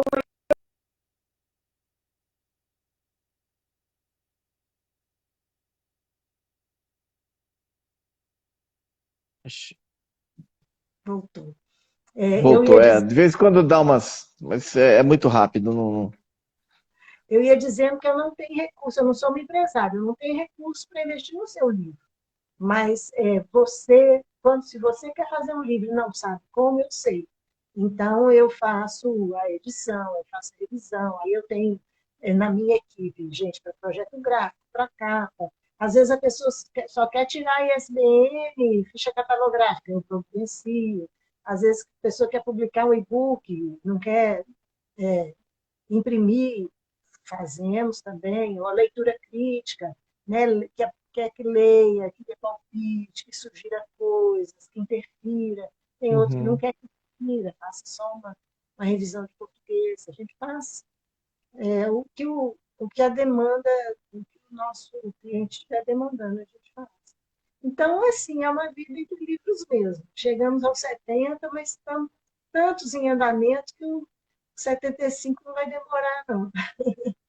Que legal. Aliás, 71 deve ficar pronto essa semana. Deve estar saindo a gráfica essa semana, 71. E vem aí o 72, 73, 74. Eu vou até te perguntar qual que é o livro 71, mas antes a Fátima Chueco, a nossa colega jornalista de São Paulo, né? Ela está pedindo para você repetir o site. Até alguém escreveu aqui, mas depois quando a live é salva, não fica, não aparece não aparecem mais os comentários. Então eu te pediria para você falar o endereço da sua editora novamente, que ela disse que se interessou muito pela história, pelo livro do Cãozinho. Outubro Edições. Só que é Edicóis. outubroedicois.com.br. E Se me procurar como Clara Regui ou como Outubro, tem também no Instagram, tem no Facebook. Então, é facinho de achar, gente. Se jogar no Google Outubro, Outubro Edições ou Clara Regui, facinho de achar. A gente é bem fácil. E qual que é o livro 71 que está saindo essa semana? É de um professor aqui de Brasília que chama Joaquim de Paula Filho, e o livro chama As Travessuras de Zuim, Cacá e Palito. É um livro para crianças pequenas, né? São os meninos bem travessos, passando susto no vovô, fazendo maldade com o vovô, e aí eles aprendem que isso é feio. Mas e a ilustração é muito bacana da Silvana, de Paula. Então, assim, esse livro está chegando, está saindo a gráfica essa semana. Eu acho que é amanhã, se não me engano. Não juro, não, Ah, porque eu sempre contrato. Então, meu sonho é ganhar na loteria e ter uma gráfica para poder baratear esse custo aí. é, com E certeza dá seria um certo. grande investimento. É. Clara, e sobre o livro no formato digital, o que que você acha do e-book? Assim? Você lê muito e-book digital? Você prefere o livro físico? Você, como leitora, gosta, como você vê a importância desse formato do e-book e outros, né, digitais? Olha, como leitor, eu gosto de ler. Então, eu leio dos dois modos, tanto o de papel quanto o e-book. A gente, claro, tem essa paixão pelo livro de papel, de abrir, cheirar, manusear, carregar para qualquer lugar. Livro é um objeto de paixão. Mas eu não tenho preconceito contra o Kindle, eu tenho meu Kindle, leio muito nele, e gosto de ter aquele Kindle Unlimited. Você pode ler vários, então assim, tem uns que você tem que comprar, tem outros que você tem acesso, aí acesso, e-mail, às vezes eu vejo, hoje está aqui disponível o dicionário História do Mundo em não sei quantos capítulos, aí eu, oba, e aí vou ler História do Mundo, não sei quantos. Porque também isso que eu falei do João Paulo, que me ensinou a ler tudo, não ficar lendo só o que eu gostava, o que eu já Uhum. estava de conforto. Então, leio coisas assim de áreas mais diversas. Mas aí eu comecei a publicar e-book na Amazon, principalmente quando eu comecei a ter livros esgotados. Aí eu falava, poxa, uma pena eu não ter dinheiro para republicar o livro esgotado. Então, eu vou pôr ele como e-book na Amazon. E fiz isso. Alguns dos meus livros tem na Amazon. Aí eu publiquei alguns na Amazon também, no concurso deles, o Prêmio Kindle, que você tem que publicar lá para poder participar do concurso. Então, por exemplo, 1974, que é um livro que eu conto a minha adolescência nos anos 70, como é que era aquele tempo, né? Tudo aconteceu em 1974, assim, mil coisas aconteceram. Eu escrevi esse livro e inscrevi no Prêmio Kindle. Então, ele saiu primeiro como e-book. Aí depois eu falei, não, vou publicar ele. E publiquei de papel, pela minha editora e tal. Então, ele tem essas duas versões. Mas agora, assim, tem um outro romance que eu só publiquei na Amazon e agora no meu site também, que é o Memória para Esquecer, que é um livro de memórias também. Mas esse eu nunca imprimi, porque eu tinha uma cisma de que, como ele é uma memória assim, muito triste, é, de eu escrevi ele quando eu rompi, não rompi, quando eu saí de Belo Horizonte, quando eu entendi que eu tinha mudado de Belo Horizonte. Porque, como eu estava contando, nos primeiros tempos eu sofri muito, então eu ficava achando que eu ainda estava voltando.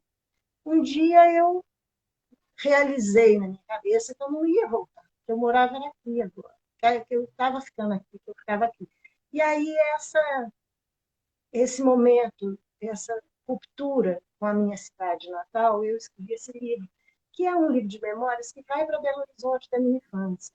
Basicamente, uma Belo Horizonte dos anos 60, da minha infância, né? Aí, esse livro, eu fico cismada que ele é muito pessoal e que talvez não interesse as pessoas. Todo mundo que já leu ele acha que eu devia publicar assim, que ele interessa assim. Mas eu achava que eu não tinha dinheiro para publicar ele, era uma veleidade. Agora, eu já descobri uma maneira de publicar tiragens menores num preço mais encontra. Então, eu acabei de republicar o Cigacetas Amarelas, que é o de bicicleta Caminho de Compostela, que estava esgotado, eu agora repliquei. Então, agora eu já estou cogitando publicar numa tiragem pequena, Memória para Esquecer, porque eu tenho vários no meu site, no e-book, mas eu vendo muito pouco, tanto na Amazon quanto no meu, eu vendo muito pouco mesmo. Tem gente que fala que vive de direito autoral com e-book. Eu não sei se eu não sei divulgar, ou se o meu público é um público mais velho, que não é muito afeito ao e-book, eu não sei. Mas Uhum. eu não tenho, muito pouco. E eu gosto de ter o livro, né? Então, eu gosto do digital, eu acho o digital uma solução para muita, principalmente agora na pandemia, muita gente está publicando. O 71 que eu falei, que é esse Zoom, vai sair, deve ficar pronto amanhã, mas deve ficar pronto depois de amanhã, o 72, que é um livro de um amigo de Belo Horizonte, chamado Paulo Braga, que é uma história do bolero, e ele vai sair só em livro. Ele vai estar, a música de um continente, bolero é a música de um continente. É uma pesquisa vastíssima, alentada, 400 e tantas páginas, e é Ah, que maravilhoso, legal. mas ele é um livro muito caro para imprimir, de quase 450 páginas. Para imprimir Uhum. é punk, então é muito caro, aí ele vai publicar só em book. Então nós vamos fazer uma divulgação bem grande para ver se o livro tem Uhum. uma saída, porque merece. Um livro muito, muito bom mesmo. Foi assim um aprendizado. Então tem isso também que é bacana. Quando você está editando um livro sobre bolero, você aprende sobre bolero. Eu editei um livro sobre a história da doença, como é que a doença influenciou a criação de políticas sanitárias, as quarentenas, as vacinas, os tratamentos. Aí, quando eu editei esse livro, que é maravilhoso também, eu tenho ele aqui na editora, chama Saúde e Política, a doença como protagonista da história. Então, aí você aprende sobre política pública de saúde, assim, melhor do que fazendo um curso. Uhum. Cada livro que você edita, você aprende. Teve um livro que eu editei de um amigo muito querido que morreu de Covid esse ano. Olha que tristeza. Um livro sobre o Que triste. Lampião. É uma pesquisa maravilhosa que ele fez sobre o Lampião, sobre o cangaço, sobre aqueles personagens, sobre a época, sobre a política, sobre geografia, o clima. Mas é maravilhoso. Então, a gente, nesse trabalho de edição, a gente vai aprendendo, Uhum. Qual se que é o nome do divertindo. autor desse livro? Do Lampião? O nome do autor? Luiz Serra faleceu de Covid. Um cara Que novo, pena. tristeza, tristeza. Mas É muito triste mesmo, né? Enfim, quantas vidas nessa doença já levou aí no país, né? quantas histórias. Clara, e eu queria saber assim, os seus autores que você mais gosta, os que te influenciaram, os que você gosta de ler, enfim, se você fosse escolher alguns autores para citar, quem você cita? Eu leio muito, tá, Marcelo? Então, assim, eu tenho alguns que eu leio demais. Outro dia eu fiz uma postagem no site da Casa de Autores, que era assim, o livro da minha vida. Aí eu falei, não, esse é fácil, o livro da minha vida é o Grande Sertão Veredas. Por quê? Porque o Grande Sertão Veredas, eu leio ele como se ele fosse o meu instinto e a minha Bíblia. Eu leio, releio, eu paro e leio, né? Pego de qualquer pedaço, leio qualquer trecho. Né? Assim, ele é um bálsamo. A leitura dele é um bálsamo. Serve para qualquer coisa, para qualquer hora. Na tristeza ou na alegria. Assim, ele me impactou muito, muito. Assim. O Guimarães Rosa, eu já tinha começado a ler pelo Sagarana, que eu acho maravilhoso, maravilhoso. E aí o Grande Sertão me deixou louca, porque ele é maravilhoso como escrita, né? Como a escrita dele é moderna e é arcaica, e é difícil, e é fácil. Né? A gente que é mineiro, tem uma música ali que a gente conhece essa melodia. Então, Nossa, para mim é maravilhoso. E também pela sabedoria que ele tem, né? Ele é um livro, assim, muito sábio, muito profundo, né? Ele ensina a gente. Então, bom, livro da minha vida. Então, Guimarães Rosa é um dos meus autores assim, mais queridos. Um que eu sempre menciono sem ser brasileiro é o Philip Roth, que também assim, me impactou demais desde que eu o descobri já adulta e fui lendo tudo. Eu creio que tudo que tem disponível dele em português eu já li, e já tinha lido em inglês um livro dele que só recentemente foi lançado em português, que é Quando Ela Era Boa, When She Was Good. Eu tinha lido quando não tinha em português ainda, eu tinha lido em inglês. Então, assim, o Felipe Roth eu amo demais, porque cada livro que ele lançava e eu lia, eu tinha aquela vontade de escrever, eu queria escrever igual ele. É claro que eu não escrevo igual ele, mas ele me faz escrever, ele me empurra para a escrita, e isso é maravilhoso, o autor faz isso com você, né? Agora, tem uma influência muito importante na minha vida, que é o caso do Monte de Andrade. Não tanto pela poesia, mas muito pela crônica, porque quando eu era pequena, a gente sempre leu muito jornal lá em casa. Meu pai era viciado em jornal. E o Estado de Minas publicava a crônica dele. Então, eu lia usualmente a crônica dele. Então, aquela escrita dele, tão simples, tão fácil, é uma meta assim, que a gente procura, né? A gente corre atrás dessa escrita tão descomplicada, tão fluida que ele tem. E, assim, eu gosto mais dele, poeta, eu gosto mais. Na escola eu estudei, lá no ginásio, a gente estuda os contos de aprendiz, os contos eram maravilhosos também. Tudo dele eu gosto. Mas essa lembrança de ler cotidianamente a crônica dele é uma influência que eu, assim, muito marcante para mim.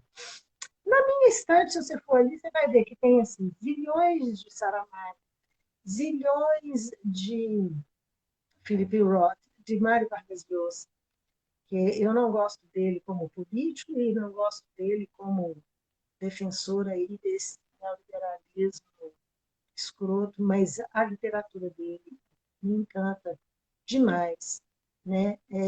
O que mais que eu tenho muito ali? Eu estou falando também só de eu gosto mais da Érico Veríssimo, também no livro dele que eu não tinha lido, que é maravilhoso. Eu não estou falando de poesia, mas tem também os Uhum. poetas, né? Cecília Meirelles, a Flor da Espanca, Adélia Prado, né? Tem tanto. É muita coisa, não dá para falar assim, os autores prediletos, É, mas imagino. é muita coisa. A gente olhando assim na minha biblioteca, a gente vê os livros que tem muitos exemplares de um só autor, pode saber que aquele ali eu fico indo atrás de tudo dele. Eu tenho muito isso, eu descubro um autor, aí eu saio lendo tudo que eu posso dele, quando eu apaixono, assim, né? É bom isso. Que legal, que legal. Eu queria só falar um pouco sobre a Casa de Autores, né? Você também participa da Casa de Autores, é de Brasília, não é esse grupo, né? Você já falou algumas vezes aqui na live e tal. Os grupos aí que eu falei, que eu citei, a Casa de Autores Uhum, é um grupo de 20 e poucos escritores, varia, às vezes sai alguém, entra alguém, no momento somos 24, mas às vezes são 22, 20. uhum, Nós nos ajudamos na linha do eu te divulgo, tu me divulgas, nós nos divulgamos. Além disso, a gente organiza eventos literários. A gente organiza, por exemplo, a Flipiri, que é a Festa Literária de Pirinópolis. Esse ano vai uhum, ser a primeira edição. Vai ser no final de setembro. Marquem nas suas agendas. Flipiri, final de setembro. 23 a 26, não, 25, 26 é o último dia, 23 a 25. Pirinópolis, Goiás.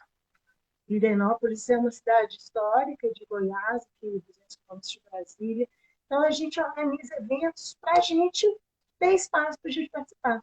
Como a gente não é chamado, o escritor de Brasília não é chamado para a Festa Literária de Belo Horizonte, para a Bienal do Rio, de São Paulo, ou de Buenos, Buenos Aires, de Porto Alegre, eu pensei em Porto Alegre, falei Buenos Aires. A gente produz os eventos para a gente poder se divulgar, se fazer conhecido, né? Vender nossos livros, mostrar nosso trabalho, mostrar nossa cara. Então, com a minha entrada na Casa de Autores, já tem 9 anos que eu participo, quase 9 anos, eu entendi, me conscientizei de que eu sou uma escritora, de que eu preciso investir na minha carreira de escritora. Então, isso foi maravilhoso. É um divisor, é um marco na minha vida.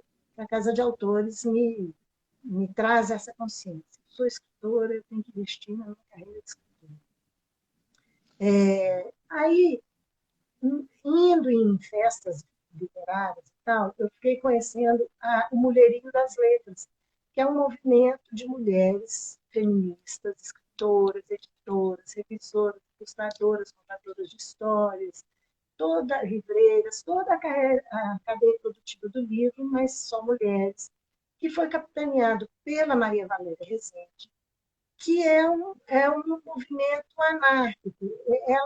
Ela que teve a ideia, e a gente gira em torno dela, mas ela não quer ser chefe de ninguém, ela não quer ser líder.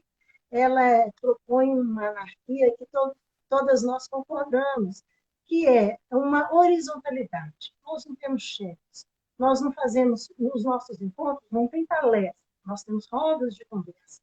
Nunca tem alguém cujo saber é considerado maior que o do outro.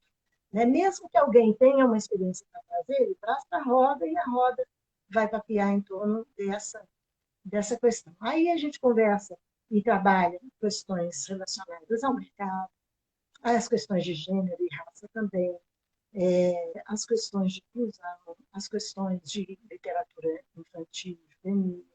Então, todos os assuntos pertinentes à literatura são da nossa conta, mas só que sem uma postura vitimista e sem uma postura de reivindicatória. A gente, no primeiro encontro que aconteceu em 2017, quando alguma amiga, alguma companheira falava, nós temos que reivindicar mais espaço nos júris de prêmios literários, porque os júris só premiam os homens.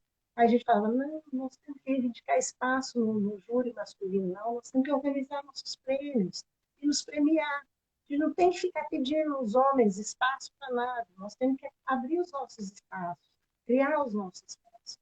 A gente não tem que pedir, reivindicar, nem chorar, nós temos que agir. Aí a gente tem feito isso. A gente organiza coletâneas, antologias, publica livros.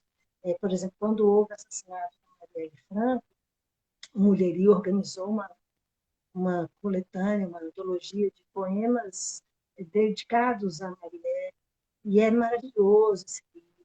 Então, assim, é o protagonismo da mulher na literatura. Então, esse movimento e é feminista, e ele é politizado, e ele se posiciona, ele não é assim, nós somos todos. Não, nós temos posição. Nós somos antifascistas, somos democratas, nós estamos aí na luta. Aí, mulheria. Aí vem os dois, o que eu mencionei de Nova York, que é a Academia Brasileira, a Academia Internacional de Literatura Brasileira.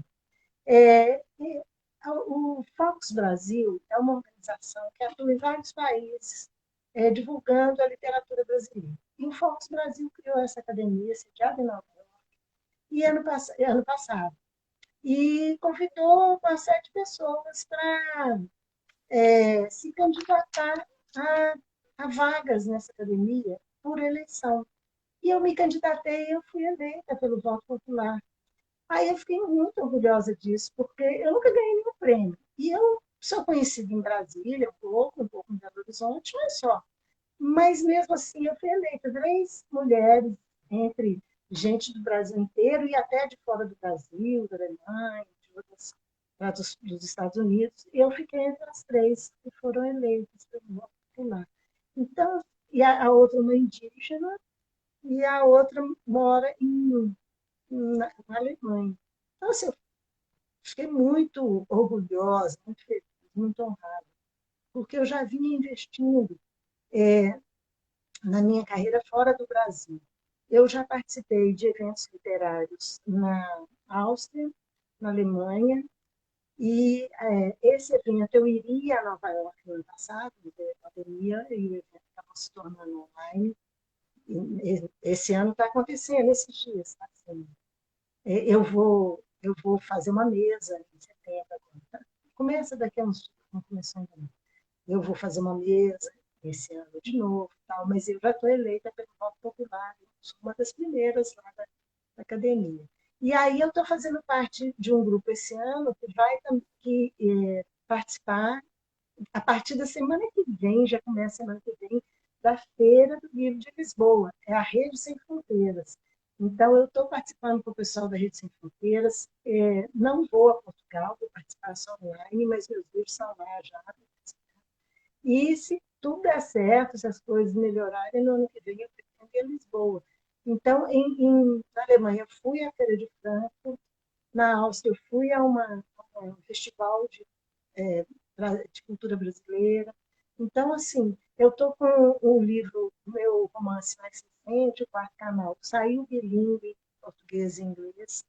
Eu tenho um livro, O Siga Setas Amarelas, tem uma versão em espanhol. Então, o Vovó Fala Tudo Errado saiu em alemão, foi publicado por uma editora da Alemanha, que é uma editora bilíngue, publica português e alemão. Então, eu estou investindo também fora do Brasil, levar a nossa literatura para as outras, além fronteiras. Parabéns aí, parabéns, pô. Que legal, Clara. Muito bom mesmo, você ter sido eleita, né, por essa academia, né, internacional, né, de literatura brasileira em Nova York, seus projetos fora do Brasil, enfim, que legal, participando de eventos, né, rompendo fronteiras. Lu Abreu pergunta se você fala alemão. Olha, quando eu fui para a Áustria, eu fui muito chocada que eu não entendia nada e não conseguia ler uma placa de trânsito. Aí, no ano seguinte, eu iria à Alemanha, para a Feira de Frankfurt, aí eu comecei a estudar alemão. Mas eu estudei um ano com a minha professora e cunhada, Mércia Costa, que é a melhor professora de alemão de Belo Horizonte, viu, gente? Atenção, se quiser estudar alemão, tem que ir lá na cultura alemã, na Rio do Ouro, procurar a Mércia Costa. E aí eu estudei um ano com a Mércia e depois veio a pandemia e aí eu não consegui manter o estudo. Mas eu mantenho. Você conhece um aplicativo que chama Duolingo? Não. É um aplicativo de estudar línguas. Aí eu fico fazendo alemão no Duolingo para manter, para não perder o que eu aprendi. E aí, para ir pegando vocabulário, né? Que Exercitando. legal. Eu não falo alemão, não, mas eu continuo assim, estudando em banho-maria, mas estudando. Uhum. E, e hoje eu já consigo ler o meu livro em alemão. E que quando ele ficou Uhum. pronto, eu não entendia nada, agora eu já entendo o meu livro. Como chama o aplicativo? Duolingo, Duolingo, escreve olha, eu vou procurar. de tudo.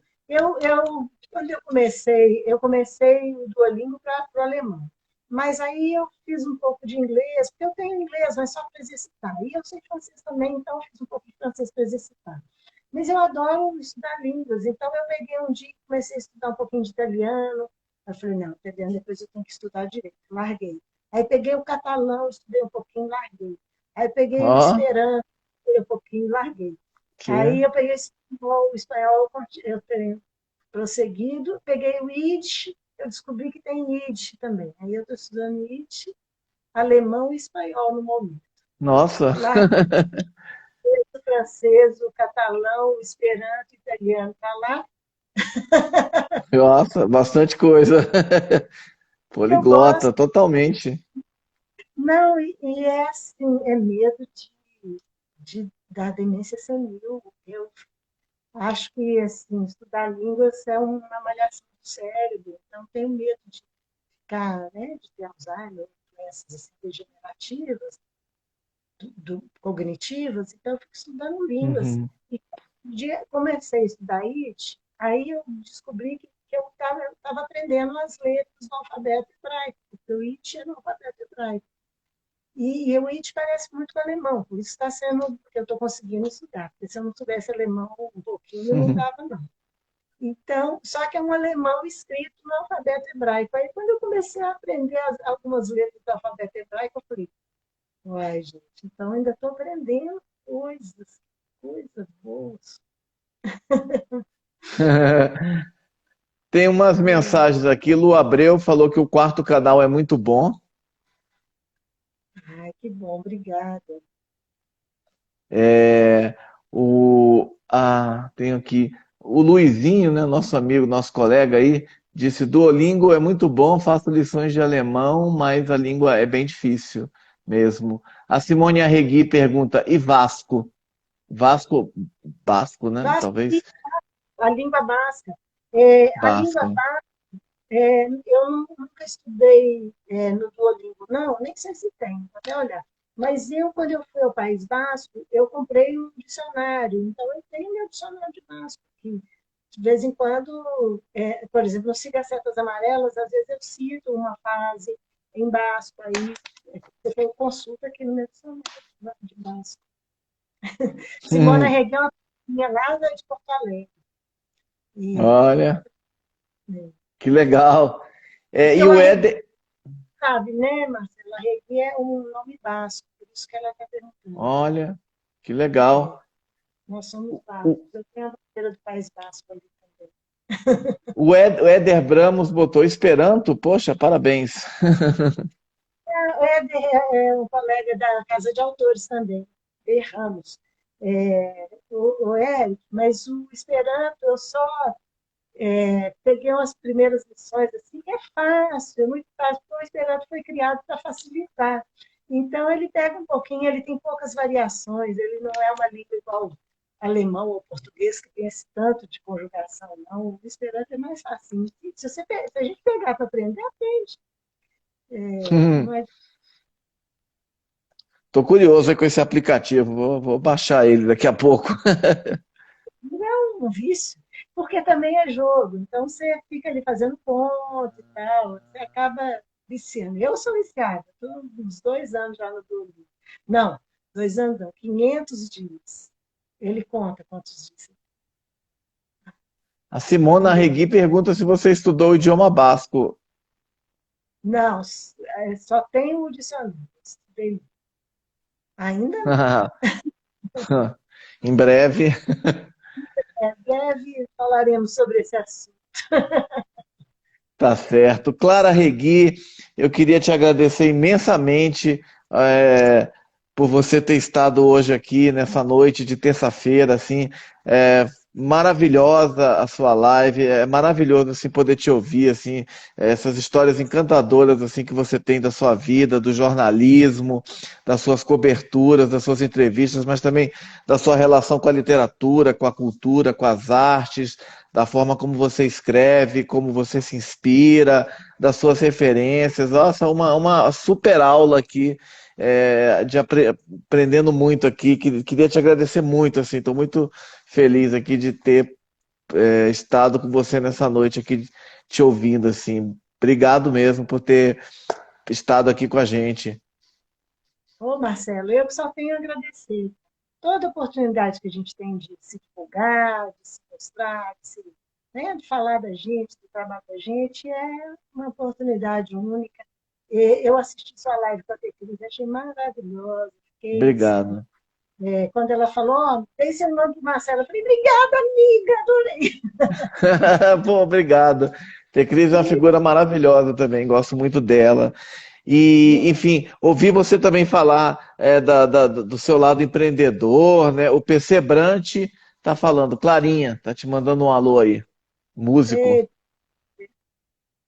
O PC é mineiro que mora em Brasília também, é da nossa turma. Queridão, muito querido. Gente boa, Muito grande bom. músico também, talentoso, muito talentoso. Claro, ouvi também você falar também do seu lado empreendedor, na editora, né? Esse trabalho fantástico que você está fazendo, mais de 70 livros já, 75, né? Em breve, né? Parabéns, Clara. Queria te desejar sucesso aí, que você continue aí a todo vapor com esses seus tantos projetos no Brasil e fora, né? Levando sua literatura, sua arte aí para outros territórios, outros países, outros idiomas. Muito obrigado mesmo.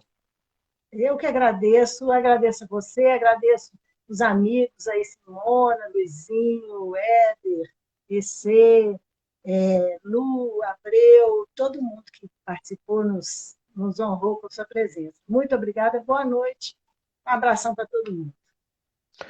Também queria aproveitar e agradecer todas as pessoas que participaram aí, que ficaram mandando mensagens e aparecendo ao longo de 105 minutos já de live, né? 1 hora e 45 já nessa maravilhosa companhia. Com certeza poderíamos ficar muito mais tempo, né? Oportunidades não faltarão. Então, gente, muito obrigado a presença de todo mundo que esteve aqui hoje, mas especialmente agradecimentos para a nossa convidada fantástica e que ela continue com esse trabalho incrível que ela tem aí por muito tempo. Trabalho impressionante, tanto no jornalismo quanto na literatura, no empreendedorismo. Valeu, Clara. Boa noite. Boa noite, obrigada, Márcia. Até a próxima, gente. Cuidem-se que a pandemia continua, não acabou não.